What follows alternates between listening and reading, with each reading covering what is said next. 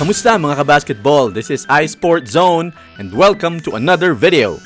Nagpakita ng magandang laro si Dwyane Wade at ang Miami Heat sa malamang ay huling laro na niya laban sa Golden State Warriors. Nakadikit ang Miami Heat laban sa defending champions at lumamang pa nga sila ng 26-7 early in the first quarter. Maganda ang nilalaro ng Miami Heat sa opensa man at sa depensa at talagang parang dalawang heavyweights na nagpapalitan ng matitinding suntok. Kabilaan, nagbida para sa Miami Heat si Josh Richardson na tumapos ng 37 points. Meron siyang 14 out of 22 na field goals. Mainit na mainit talaga mga kabasketball, pero tinapatan ito ng reigning MVP na si Kevin Durant with 39 points, 16 out of 24 shots. Dikit ang laban hanggang sa huli.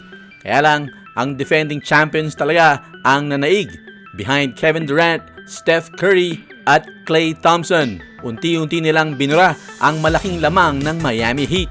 At sa fourth quarter, in-isolate nila si Kevin Durant, lamang sila ng isa at inikutan lang ni Durant itong si Richardson for the easy 2 points.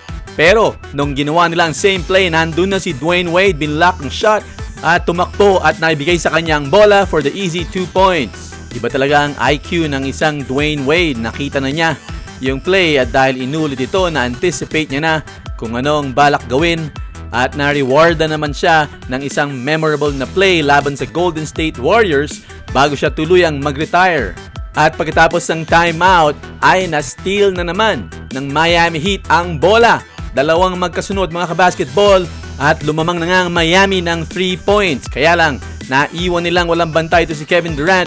Major mistake, knocks it down for the ties. At eventually natalo nga ang Miami Heat sa dalawang free throws si DeMarcus Cousins.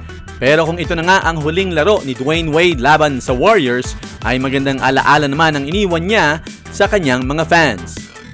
Sulat lang inyong mga reaction or comments sa ibaba. Like or share this video and don't forget to subscribe to this channel. This is iSport Zone.